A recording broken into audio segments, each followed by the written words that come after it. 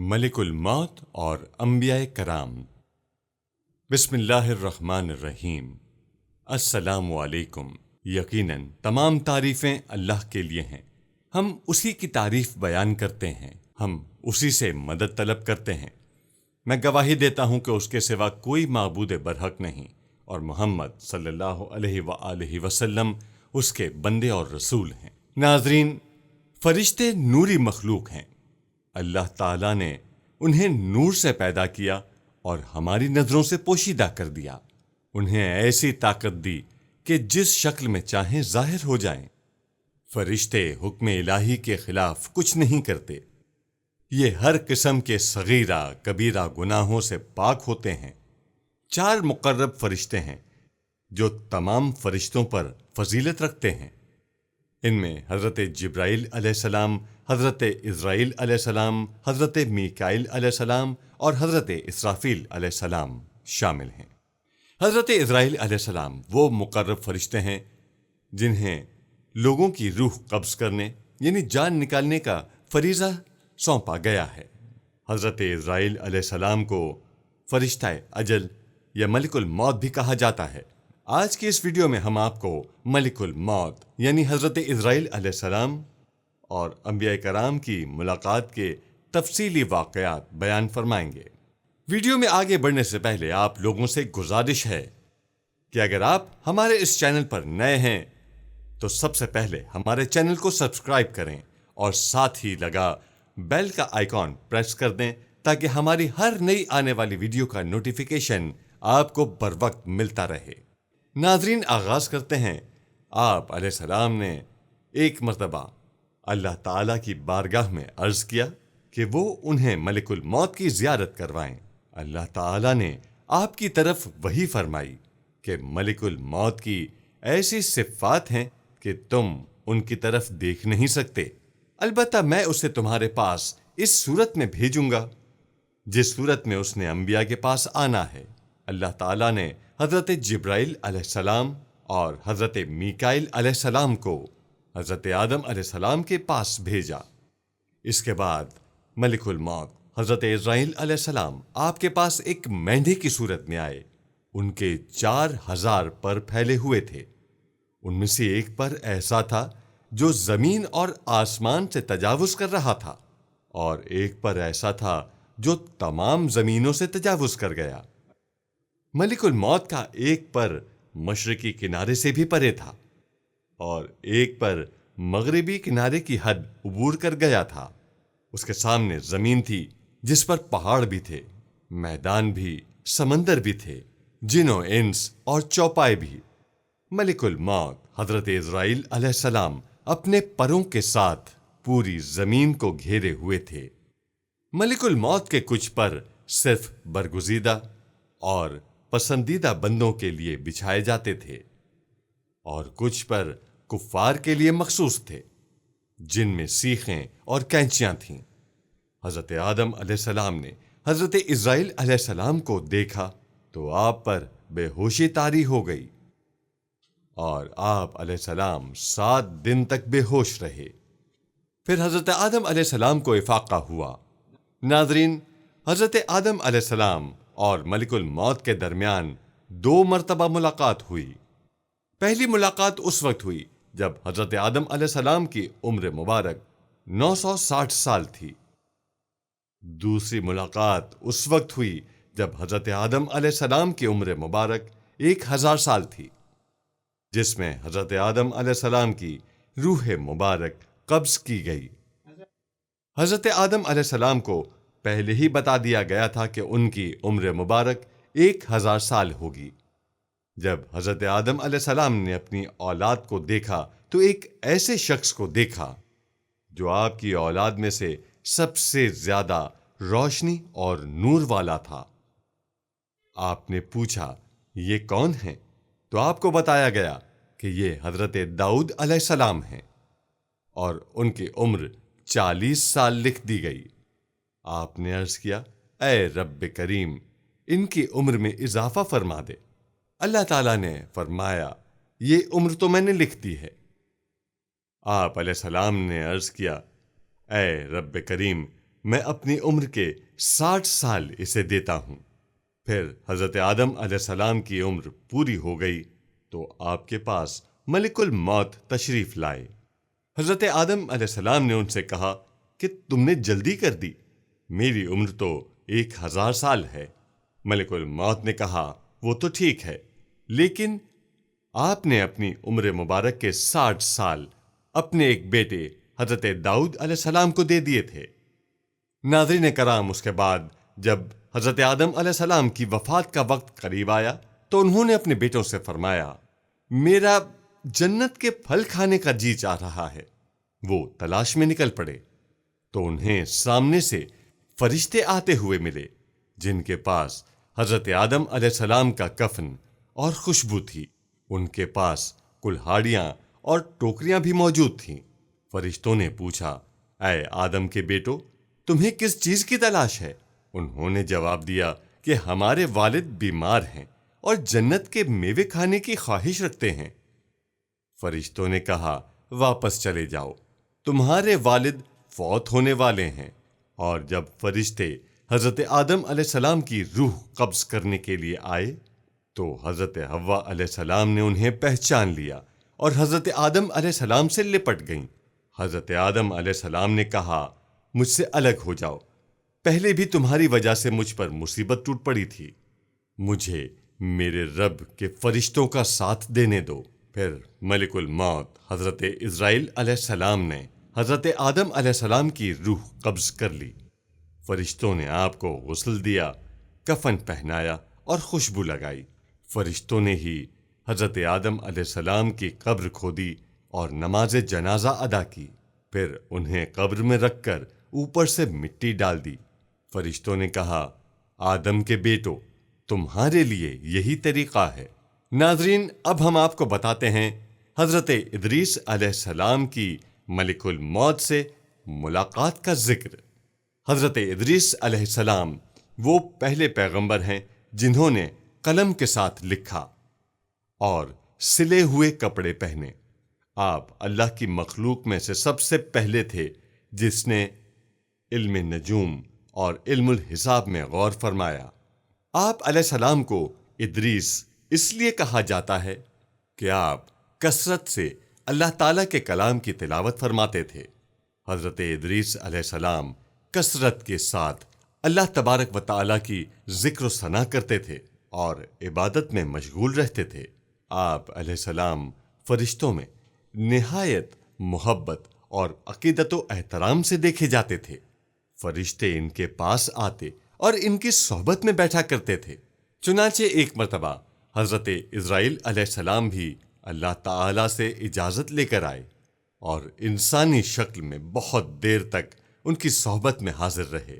حضرت ادریس علیہ السلام کو جب معلوم ہوا کہ یہ تو کوئی انسان نہیں اور حضرت عزرائیل علیہ السلام ہیں اور یہ روح قبض کرنے کی خدمت پر مامور ہیں، تو آپ علیہ السلام نے ان سے فرمایا کہ میرا دل چاہتا ہے کہ تم مجھے موت کا مزہ چکھاؤ۔ اس پر حضرت عزرائیل علیہ السلام نے اللہ تعالیٰ کی اجازت سے ان کی روح پہلے قبض کی اور پھر واپس کر دی۔ اس کے بعد حضرت ادریس علیہ السلام نے ان سے فرمایا، میرا دل چاہتا ہے کہ میں جنت اور دوزخ دیکھوں۔ چنانچہ حضرت عزرائیل علیہ السلام نے اللہ تعالیٰ کی اجازت سے انہیں جہنم دکھائی۔ وہ دوزخ دیکھنے کے بعد جنت میں آئے اور پھر بہت دیر تک وہاں کے مناظر دیکھتے رہے۔ آخر حضرت عزرائیل علیہ السلام نے عرض کی کہ اب واپس تشریف لے چلیں۔ اس پر حضرت ادریس علیہ السلام نے فرمایا کہ جب تک دوزخ اور جنت پیدا کرنے والا مجھے حکم نہیں دے گا میں یہاں سے نہیں جاؤں گا۔ چنانچہ اللہ تعالیٰ نے ایک فرشتے کو مقرر فرمایا کہ وہ ان کے درمیان فیصلہ کر دے۔ حضرت عزرائیل علیہ السلام نے انہیں پوری صورتحال بتائی۔ پھر حضرت ادریس علیہ السلام نے فرمایا، میں قانون خداوندی کے مطابق موت کا ذائقہ چکھ چکا ہوں اور اب جنت میں آ گیا ہوں، کیونکہ حق تعالیٰ نے فرمایا ہم تم کو اس سے نہیں نکالیں گے، لہٰذا میں یہاں سے جانا نہیں چاہتا۔ حضرت کعب احبار کی روایت ہے، فرشتے نے اللہ تعالیٰ کے حکم سے فیصلہ کیا کہ ٹھیک ہے، آپ چوتھے آسمان پر رہیے اور فرشتوں کے ساتھ عبادت کیجیے۔ چنانچہ حضرت ادریس علیہ السلام چوتھے آسمان پر فرشتوں کے ساتھ عبادت میں مشغول رہتے تھے۔ اس سلسلے میں متفق حدیث یہ ہے کہ حضرت ادریس علیہ السلام چوتھے آسمان پر ہیں۔ مجاہد اور دیگر بہت سے علماء کرام کا یہی قول ہے۔ حضرت زہری رضی اللہ تعالی عنہ نے بھی حضرت انس سے روایت مروی کی ہے کہ نبی کریم صلی اللہ علیہ وآلہ وسلم معراج کی رات چوتھے آسمان پر پہنچے تو وہاں ان کی ملاقات حضرت ادریس علیہ السلام سے ہوئی، تو انہوں نے حضور اکرم صلی اللہ علیہ وآلہ وسلم کو دیکھ کر فرمایا، مرحبا صالح بھائی اور صالح نبی۔ ابن کثیر۔ ناظرین، حضرت نوح علیہ السلام تمام انبیاء کرام میں سے طویل عمر والے تھے۔ آپ پہلے نبی تھے جو شریعت لے کر آئے، اپنی قوم کو شرک سے ڈرایا اور اللہ تعالیٰ کی عبادت کا حکم دیا۔ حضرت نوح علیہ السلام کی قوم نے نافرمانی کی اور آپ کی دعوت کو رد کر دیا۔ پھر آپ علیہ السلام کی دعا سے اللہ تعالیٰ نے حضرت نوح علیہ السلام کی قوم کو ایک طوفان کے ذریعے تباہ و برباد کر دیا۔ اللہ تعالیٰ نے انہیں ابو البشر ثانی یا آدم ثانی یعنی انسانوں کا دوسرا باپ کہا اور آپ کو سلامتی اور برکت سے عزت بخشی تھی۔ اللہ تعالیٰ نے آپ کی عمر میں برکت فرمائی، یہاں تک کہ آپ انسانوں میں سب سے زیادہ طویل العمر تھے۔ حضرت نوح علیہ السلام کی عمر مبارک تقریباً 950 سال تھی۔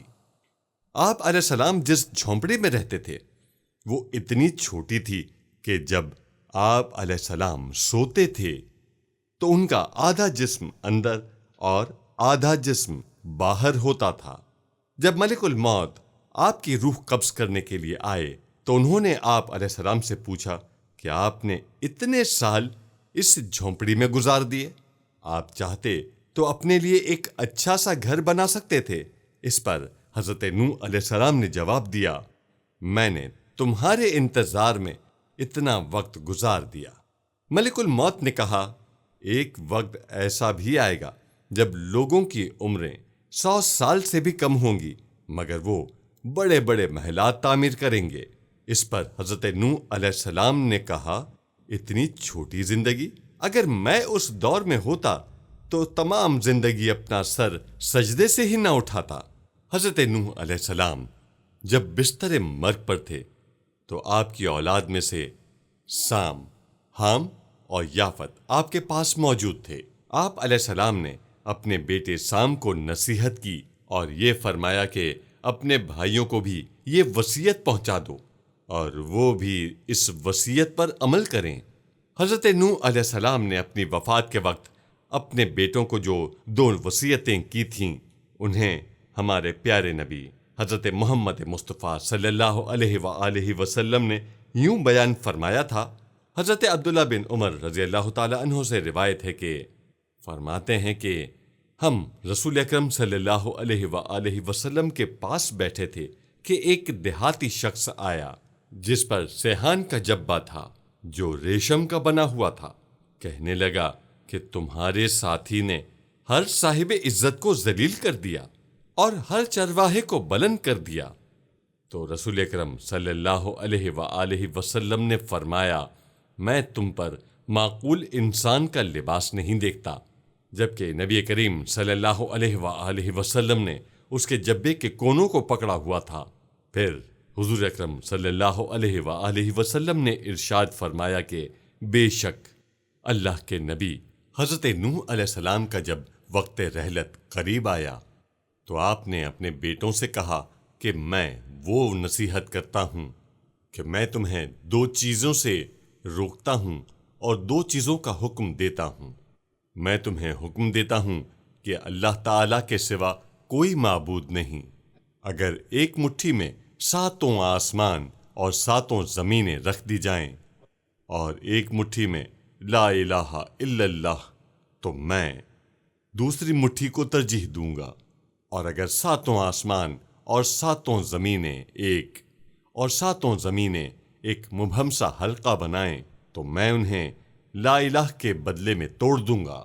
اور دوسری چیز جس کا حکم دیتا ہوں سبحان اللہ و بحمدہ ہے۔ یہ ہر چیز کو ملانے والے کلمات ہیں اور ان کے ذریعے اللہ تعالی مخلوق کو رزق دیتا ہے۔ میں تمہیں شرک اور تکبر سے منع کرتا ہوں۔ ایک مرتبہ حضرت اسرائیل علیہ السلام نے اللہ تعالیٰ سے اجازت طلب فرمائی کہ وہ حضرت یعقوب علیہ السلام سے ملاقات کرنا چاہتے ہیں۔ اللہ تعالیٰ نے انہیں اجازت عطا فرمائی۔ جب ملک الموت حضرت اسرائیل علیہ السلام حضرت یعقوب کے پاس تشریف لائے تو آپ نے فرمایا، میں تجھے اس ذات کا واسطہ دے کر پوچھتا ہوں جس نے تجھے پیدا کیا ہے، کیا حضرت یوسف علیہ السلام ان لوگوں میں شامل ہیں جن کی تو نے روح قبض کی؟ ملک الموت نے عرض کیا، نہیں، حضرت یوسف علیہ السلام کی روح میں نے قبض نہیں کی۔ پھر ملک الموت نے آپ علیہ السلام سے عرض کیا کہ اے یعقوب علیہ السلام، میں آپ کو کچھ کلمات نہ سکھا دوں؟ آپ نے فرمایا، ضرور سکھا دو۔ ملک الموت نے یہ دعا سکھائی جس کا ترجمہ کچھ یوں ہے، اے نا ختم ہونے والے بھلائی کے مالک جس کو تیرے علاوہ کوئی شمار بھی نہیں کر سکتا۔ پھر حضرت یعقوب علیہ السلام نے اللہ تعالیٰ کی بارگاہ میں اس رات یہ دعا مانگی۔ ابھی فجر کا سورج طلوع بھی نہیں ہوا تھا کہ آپ کے چہرہ مبارک پر حضرت یوسف علیہ السلام کی قمیض رکھ دی گئی اور آپ کی بینائی واپس لوٹ آئی۔ ایک اور روایت کے مطابق حضرت یعقوب علیہ السلام نے ملک الموت کو دیکھا تو ملک الموت حضرت اسرائیل علیہ السلام نے آپ سے کہا کہ اے پیکر صبر، تم پر سلام ہو۔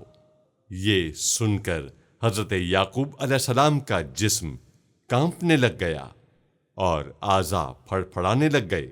آپ نے سلام کا جواب دیا اور پھر اس سے کہا کہ تو کون ہے اور تجھے اس گھر میں کس نے داخل کیا؟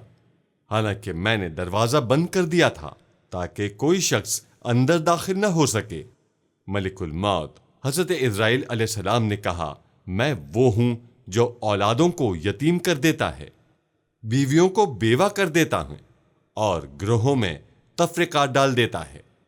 آپ علیہ السلام نے فرمایا، بے شک تو ملک الموت ہے۔ انہوں نے کہا، جی ہاں، میں اسرائیل ہوں۔ حضرت یعقوب علیہ السلام نے ان سے پوچھا، اے ملک الموت، میں تجھے اللہ کی قسم دیتا ہوں، تو مجھے بتا، کیا تو اس کی بھی روح قبض کرتا ہے جسے درندے کھا جائیں؟ ملک الموت نے کہا، جی ہاں۔ آپ علیہ السلام نے ان سے پوچھا کہ تو مجھے یہ بتا، کیا تو روحوں کو علیحدہ علیحدہ قبض کرتا ہے یا اکٹھا؟ حضرت اسرائیل علیہ السلام نے کہا، ایک ایک کر کے قبض کرتا ہوں۔ حضرت یعقوب علیہ السلام نے ان سے پوچھا کہ کیا حضرت یوسف علیہ السلام کی روح بھی تیرے ہاتھ سے گزری ہے؟ ملک الموت نے کہا، نہیں، حضرت یوسف علیہ السلام کی روح میں نے قبض نہیں کی۔ حضرت حکم سے روایت ہے کہ حضرت یعقوب علیہ السلام نے ملک الموت سے پوچھا، جو بھی نفس پیدا کیا گیا ہے کیا تو ان تمام کی روح قبض کرتا ہے؟ ملک الموت نے عرض کیا، جی ہاں۔ حضرت یعقوب علیہ السلام نے فرمایا، یہ کس طرح ممکن ہے اور تو یہاں میرے پاس موجود ہے اور روحیں دنیا کے کونے کونے میں پھیلی ہوئی ہیں۔ ملک الموت نے کہا، اللہ تعالیٰ نے میرے لیے موت کو مسخر فرما دیا ہے۔ یہ میرے سامنے اس طرح ہیں جیسے تمہارے سامنے کوئی تھال پڑا ہو اور تم جس طرف سے چاہو کچھ بھی اٹھا لو۔ یہ دنیا میرے سامنے اسی طرح ہے۔ حضرت یعقوب علیہ السلام کی عمر مبارک 147 سال تھی۔ جب آپ علیہ السلام کا آخری وقت قریب آیا تو آپ نے اپنے 12 بیٹوں اور پوتوں کو اکٹھا کیا اور ان کو وصیت فرمائی کہ دین کا اتباع کرنا اور توحید پر قائم رہنا، شرک سے اپنے آپ کو بچائے رکھنا۔ ناظرین، حضرت ابراہیم علیہ السلام وہ نبی ہیں جنہیں جد الانبیاء کہا جاتا ہے۔ حضرت ابن عباس رضی اللہ تعالی عنہ سے روایت ہے کہ حضرت ابراہیم علیہ السلام نے ملک الموت سے پوچھا کہ وہ انہیں دکھائے کہ وہ مومن کی روح کیسے قبض کرتا ہے۔ ملک الموت نے عرض کی کہ آپ اپنا چہرہ مبارک دوسری طرف فرما لیں۔ آپ علیہ السلام نے اپنا چہرہ مبارک دوسری طرف کر لیا۔ پھر حضرت ابراہیم علیہ السلام نے ملک الموت کی طرف دیکھا تو آپ نے ملک الموت کو ایک حسین و جمیل جوان کی صورت میں دیکھا۔ آپ علیہ السلام نے دیکھا کہ ملک الموت ایک انتہائی خوبصورت لباس میں ملبوس ہیں اور پاکیزہ خوشبو سے معطر ہیں اور خندہ پیشانی چہرے سے عیاں تھی۔ یہی صورت انسان کو خوش کرنے کے لیے کافی ہے۔ پھر حضرت ابراہیم علیہ السلام نے ملک الموت سے فرمایا، اے ملک الموت، مجھے دکھاؤ کہ تم کافروں کی روح کس طرح قبض کرتے ہو۔ ملک الموت نے کہا، آپ اپنا رخ پھیر لیجئے۔ جب کچھ دیر بعد حضرت ابراہیم علیہ السلام نے پلٹ کر ملک الموت کی طرف دیکھا تو وہ سیاہ رنگ کے آدمی کی شکل میں تھے۔ ان کی دونوں ٹانگیں زمین تک گئی ہوئی تھیں، ان کا سر آسمان تک پہنچ رہا تھا، ان کے منہ سے آگ کے شعلے نکل رہے تھے اور ان کے جسم کا ہر بال ایک انسان کی صورت میں تھا جن کے منہ اور آنکھوں سے شعلے نکل رہے تھے۔ یہ خوفناک منظر دیکھ کر حضرت ابراہیم علیہ السلام بے ہوش ہو گئے۔ کچھ دیر بعد جب افاقہ ہوا تو حضرت ابراہیم علیہ السلام نے فرمایا، اے ملک الموت، اگر کافر کو آپ کی یہ صورت دیکھنے کے علاوہ کوئی اور غم اور آزمائش نہ بھی پہنچے تب بھی اس کے لیے یہی کافی ہے۔ اب مجھے دکھاؤ کہ تم مومن کی روح کس طرح قبض کرتے ہو۔ ملک الموت نے انہیں دوبارہ اپنا چہرہ مبارک دوسری جانب کرنے کے لیے کہا۔ حضرت ابراہیم علیہ السلام نے رخ مبارک پھیرا۔ تھوڑی دیر بعد جب حضرت ابراہیم علیہ السلام نے اپنا رخ پلٹا تو دیکھا کہ ملک الموت سفید لباس میں ملبوس ایک انتہائی خوبصورت نوجوان کے صورت میں موجود ہیں۔ اگر مومن اپنی موت کے وقت آپ کی صورت کے علاوہ کوئی اور چیز نہ بھی دیکھے تو یہی اس کے لیے کافی ہے۔ حضرت ابراہیم علیہ السلام نے ملک الموت سے پوچھا کہ تم اس وقت کیا کرتے ہو جب ایک نفس مشرق میں ہو اور دوسرا مغرب میں اور موت کا بلاوا آ جائے؟ اللہ تعالیٰ کے اذن کے ساتھ ارواحوں کو بلا لیتا ہوں تو وہ میری دو انگلیوں کے درمیان آ جاتی ہیں۔ زمین میرے لیے اس طرح ہے جیسے تھال سامنے پڑا ہو اور میں اس میں سے جو چاہے اٹھا لوں۔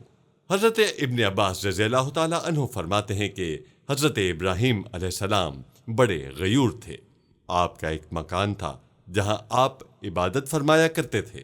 جب آپ وہاں سے نکلتے تو اسے بند فرماتے تھے۔ ایک دن واپس تشریف لائے تو آپ نے دیکھا کہ گھر میں ایک شخص موجود ہے۔ آپ نے اس سے فرمایا کہ تجھے کس نے میرے گھر میں داخل کیا؟ اس نے جواب دیا کہ اس گھر کے مالک نے۔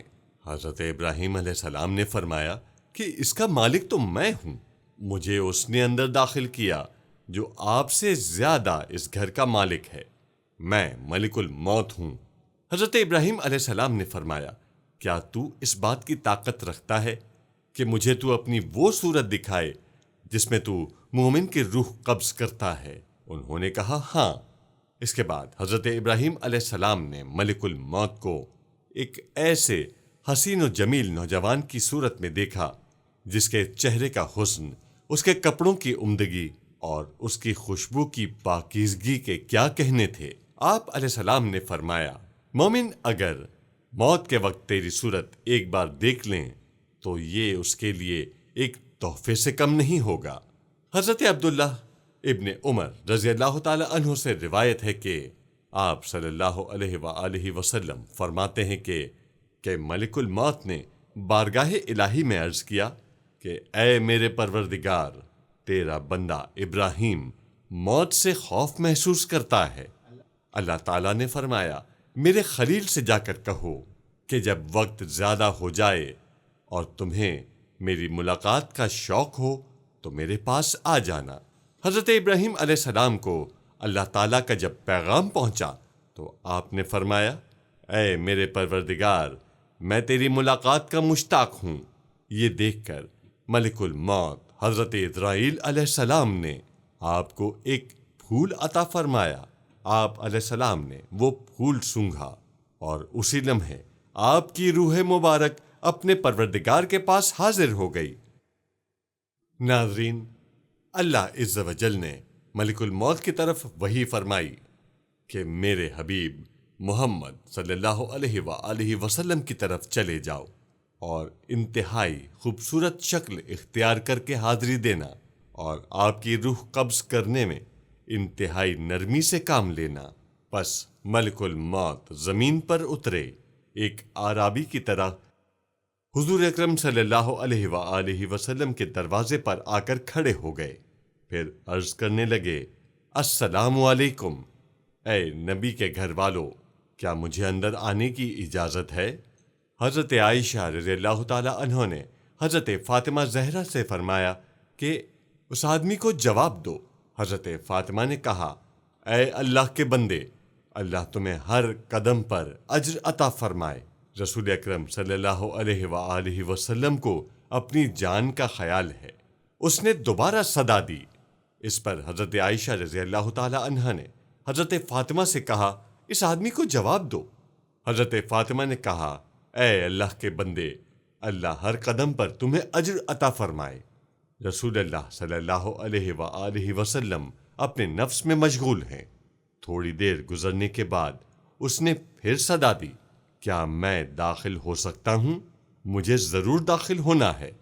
تو رسول اکرم صلی اللہ علیہ وآلہ وسلم نے حضرت اسرائیل علیہ السلام کی آواز سن لی اور فرمایا، اے فاطمہ، دروازے پر کون ہے؟ انہوں نے عرض کیا، اے اللہ کے رسول، ایک آدمی دروازے پر اندر آنے کی اجازت طلب کر رہا ہے۔ میں نے اسے 2 مرتبہ جواب دیا ہے، یہ اس نے تیسری مرتبہ صدا دی ہے، جس سے میری جان کانپنے لگی ہے۔ رسول اللہ صلی اللہ علیہ وآلہ وسلم نے فرمایا، اے فاطمہ، کیا تو جانتی ہے کہ دروازے پر کون ہے؟ یہ لذتوں کو ختم کرنے والا ہے، جماعتوں کو بکھیرنے والا ہے، یہ عورتوں کو بیوہ کرنے والا ہے اور بچوں کو یتیم، یہ گھروں کو بے آباد اور قبروں کو آباد کرنے والا ہے، یہ ملک الموت ہے۔ فرمایا، اے ملک الموت، اللہ ہم پر رحم فرمائے۔ اے ملک الموت، اندر داخل ہو جا۔ ملک الموت آپ صلی اللہ علیہ وآلہ وسلم کی بارگاہ میں آئے تو رسول اکرم صلی اللہ علیہ وآلہ وسلم نے فرمایا، اے ملک الموت، تم صرف میری زیارت کرنے آئے ہو یا میری روح قبض کرنے؟ انہوں نے عرض کیا کہ میں دونوں کام کرنے کے لیے آپ کے پاس حاضر ہوا ہوں۔ مجھے اللہ تعالیٰ نے حکم دیا ہے کہ آپ کی اجازت کے بغیر آپ کے گھر میں داخل نہ ہوں، اور آپ کی روح آپ کی اجازت کے بغیر قبض نہ کروں۔ آپ نے اجازت دی تو ٹھیک ہے، ورنہ میں اپنے رب کے پاس واپس لوٹ جاؤں گا۔ یہ ہے شان ہمارے محبوب صلی اللہ علیہ وآلہ وسلم کی۔ ان کے جسم اطہر سے روح قبض کرنا تو دور، ان کی اجازت کے بغیر ان کے گھر تک میں داخل نہیں ہو سکتے۔ حضرت اسرائیل علیہ السلام نے عرض کیا، یا رسول اللہ، میں بڑے بادشاہوں کی روحیں قبض کرتا ہوں، لیکن کبھی کسی سے اجازت نہیں لیتا، لیکن اللہ رب العزت نے حکم دیا ہے کہ میرے محبوب کے گھر میں داخل ہونے سے پہلے بھی اجازت لینی ہے اور روح قبض کرنے کی بھی اجازت لینی ہے۔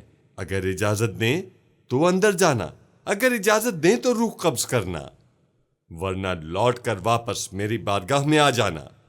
یہ ہے مقام محبوبیت، لیکن آج کے گمراہ قسم کے لوگ اس اعلیٰ مقام کو سمجھتے تک نہیں اور اپنے مثل قرار دیتے ہیں۔ اللہ تعالی ہم سب کے ساتھ بھی نرمی کا معاملہ فرمائے، آمین۔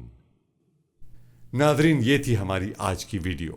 ہم امید کرتے ہیں کہ آپ کو ہماری آج کی یہ ویڈیو ضرور پسند آئی ہوگی۔ اگر آپ کو ہماری آج کی یہ ویڈیو پسند آئی ہے تو آپ سے گزارش کرتے ہیں کہ آپ ہمارے چینل کو ضرور سبسکرائب کر لیں اور ساتھ ہی لگے بیل کے بٹن کو بھی پریس کر لیں تاکہ آپ کے پاس ہماری آنے والی مزید معلوماتی ویڈیوز کا نوٹیفیکیشن بر وقت ملتا رہے۔ سبسکرائب کے ساتھ ساتھ ہماری ویڈیو کو لائک بھی کریں اور اپنی قیمتی رائے کا اظہار کمنٹس میں ضرور کریں۔ کمنٹس میں آپ اپنے سوالات بھی ہم تک پہنچا سکتے ہیں۔ اللہ تعالیٰ آپ کو اپنی حفظ و امان میں رکھے، آمین۔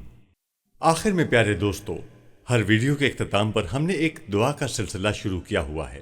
جو بھی اس دعا میں شامل ہوگا میرا دعویٰ ہے اللہ پاک اس کی تمام جائز حاجات کو پورا ضرور کریں گے۔ اپنی دعا کا آغاز درود ابراہیمی سے کرتے ہیں۔ آپ سب دوست اور بہنیں پہلے میرے ساتھ مل کر درود پاک پڑھ لیں اور کمنٹس میں آمین لازمی لکھیے گا۔ اللہ پاک اس آمین کو لکھنے کی برکت سے آپ کی اور میری تمام جائز حاجات پورا فرمائیں گے۔ دعا کا آغاز کرتے ہیں۔ بسم اللہ الرحمن الرحیم۔ اللہم صلی علی محمد وعلی آل محمد کما صلیت علی ابراہیم وعلی آل ابراہیم انک حمید مجید۔ اللہم بارک علی محمد وعلی آل محمد کما بارکت علی ابراہیم وعلی آل ابراہیم انک حمید مجید۔ تمام حمد و ثنا رب ذوالجلال کے لیے ہیں، جس کی رحمت سے نا امیدی نہیں، جس کی نعمتوں سے دامن خالی نہیں، جس کی مغفرت سے مایوسی نہیں، اور جس کی رحمتوں کا فیضان کبھی رکتا نہیں۔ اے اللہ تو پاک ہے، تیرا شکر ادا کرتے ہیں اس اقرار کے ساتھ کہ تیرے سوا کوئی معبود نہیں، تو سب سے بڑا ہے، تیرا کوئی شریک نہیں اور نہ ہی کوئی ہمسر ہے۔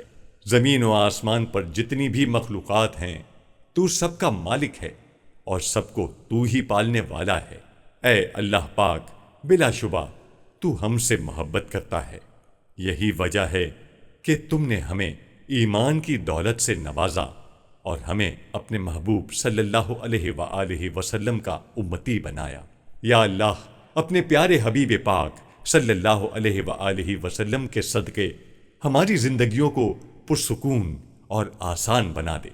یا الہی ہم سب کے گناہ معاف کر دے، ہم سب کو عابد اور سحر خیز بنا دے، ہم پر راز شوق آشکار کر دے، ہمیں غلامی مصطفیٰ صلی اللہ علیہ وآلہ وسلم سے سرفراز کر دے، ہمارے دلوں کی ویران بستی کو اپنی رحمت سے آباد کر دے اور ہمیں اس راستے پر ہمیشہ قائم رکھ جو نبی پاک صلی اللہ علیہ وآلہ وسلم نے بتلایا ہے۔ یا اللہ پاک ہم سب کو سچے دل سے توبہ کرنے کی توفیق عطا فرما دے۔ اے رب رحیم ہم گناہوں کی دلدل میں ڈوب گئے ہیں، ہم بدکاریوں کی مستیوں میں گرے پڑے ہیں، ہم مایوسیوں کے اندھیروں میں بھٹک رہے ہیں، رحمت الہی سے خود ہی روٹھ گئے ہیں۔ اے اللہ ہم ندامت کے آنسوؤں سے نا آشنا ہیں، ہم ایک سچی توبہ کے طلبگار ہیں۔ اے اللہ پاک ہمیں اپنی رحمت سے ہمیں وہ سچی توبہ عطا فرما دیجئے۔ اے پاک پروردگار ہمیں، ہمارے والدین کو، ہمارے اہل و عیال کو، ہمارے آباء و اجداد کو اور ہماری آنے والی نسلوں کو اپنی عافیت عطا فرما، ہم سب کو بے حساب رزق عطا فرما، ہم سب کو حاسدوں کے حسد سے بچا۔ دونوں جہانوں کے مالک جب ہم تھک جائیں تو ہمیں آرام پہنچانا، جب مشکلیں بڑھ جائیں تو آسانی بن جانا، جب ہم کمزور پڑ جائیں تو ہماری طاقت بن جانا، جب ہم دکھ اور تکلیف میں ہوں تو ہمارا مرہم بن جانا، جب ہم مایوس ہو جائیں تو ہمارا بھروسہ اور یقین بن جانا، جب ہم بھوک سے نڈھال ہو جائیں تو تیری یاد ہی ہماری غذا بن جائے، جب ہر طرف بے چینیاں بھر جائیں تو اے پاک پروردگار ہمارا سکون بن جانا، جب ہمارے اندر مایوسی کا اندھیرا بھرنے لگے تو امید کی روشنی بن جانا، جب ہر چیز ہمارے لیے ناممکن ہو جائے تو ہر چیز کو اپنے خاص فضل اور کرم سے ممکن بنا دینا۔ اے ارض و سما کے مالک تو غفور ہے، تو رحیم ہے، ہم سب کی توبہ قبول کرنا، ہمارے گناہ صغیرہ اور کبیرہ کو دھو دینا، ہمارے گناہ صغیرہ اور کبیرہ کو دھو دے، ہمارے دلوں کو ہدایت دے، ہماری زبان کو درستگی اور نرمی عطا فرما، ہم سب کو گناہوں سے بچا اور ہمیں نیک اعمال کرنے کی توفیق عطا فرما۔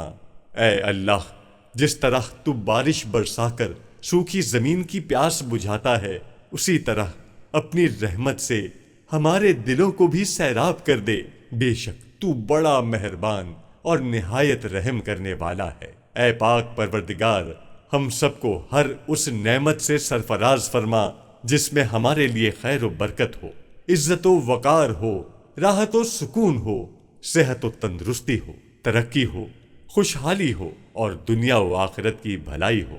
اے اللہ، ہماری زندگیوں کو محبت کا عنوان بنا دے کہ ہم سب سے زیادہ تجھ سے محبت کریں، تجھ کو فوقیت دیں، تیری عبادت کریں، تیرا حکم مانیں، تیرے بتائے ہوئے راستے پر چلتے رہیں، یہاں تک کہ ہماری زندگی تمام ہو جائے اور تو ہمیں اپنے نور سے ڈھانپ لے، وہ نور جو ہمارے سینے کو منور کر دے، وہ نور جو قبر کو روشن کر دے، وہ نور جو پل صراط پر روشنی بن جائے۔ اے ہمارے رب، ہم کو بھی ان خوش نصیبوں میں شامل فرما جن کی توبہ تو قبول کرتا ہے، جن کے گناہوں کو تو اپنے فضل و کرم اور رحمت سے نیکیوں میں تبدیل کرتا ہے۔ یا اللہ، ہمارے پاس عمل کوئی نہیں ہے، ہمیں صرف تیری رحمت کا آسرا ہے۔ یا پروردگار، ہمیں اپنی رحمت میں ڈھانپ لے۔ اے بلندیوں کے بادشاہ، اے رب کائنات، ہمارے دل اور ہمارے قدم اپنی رضا کی طرف پھیر دے۔ یا اللہ، ہمیں وہ عقل دے جو تسلیم و رضا میں جائے، ہمیں وہ دوست دے جو منزل تک ہمارا ساتھ دیں، ہمیں وہ نسبتیں عطا کر جو تجھے منظور ہیں۔ یا اللہ، اپنے محبوب پاک صلی اللہ علیہ وآلہ وسلم کی ہمارے دلوں میں محبت عطا فرما۔ یا الہی، اس دور میں اور آنے والے دور میں ہم سب پر مہربانی فرمانا۔ یا اللہ، ہمارے دلوں کو غفلت سے دور کر دے اور ہم کو آخرت کی تیاری کی فکر عطا فرما۔ اس دنیا میں اور اس زندگی میں اپنے نبی پاک صلی اللہ علیہ وآلہ وسلم کا تابع دار اور مطیع ہم کو بنا دے تاکہ قیامت میں ذلت اور رسوائی نہ ہو۔ یا اللہ، اپنے مومن اور خاص بندوں کے ساتھ ہمارا حشر فرمائیے اور دوزخ کے عذاب سے ہم سب کو اپنی پناہ میں رکھنا۔ اے پاک پروردگار، ہم کو اعمال صالحہ کی توفیق عطا فرما اور اپنی رحمت سے ہم سے وہ کام لے جس سے تو راضی ہو، اور ان سب کاموں سے بچا لے جن سے تو ناراض ہو۔ یا اللہ، شیطان کی گمراہیوں سے ہم سب کو کامل طور پر محفوظ رکھ۔ اے رب کریم، ہمارے ہاتھ تیرے سامنے پھیلے ہیں، ان کو اپنی شان کے مطابق خیر و برکت اور دنیا و آخرت کی ہر طرح کی بھلائی اور کامیابی سے بھر دے۔ اے اللہ، ہماری روزی کے حصول کے لیے جد و جہد اور کوشش کرتے رہے۔ اے اللہ، ہماری تربیت کے لیے جو کچھ ان سے ہو سکا، اے اللہ، انہوں نے ہمارے لیے کیا۔ اے اللہ، ہماری طرف سے ہمارے والدین کو جزائے خیر عطا فرما۔ اے اللہ، اپنے محبوب کی قربانیوں کو قبول فرما اور اپنی امت کی طرف سے، اے اللہ، اپنے بندوں کی طرف سے اپنے نبی کو بہترین جزائے خیر عطا فرما۔ آمین یا رب العالمین۔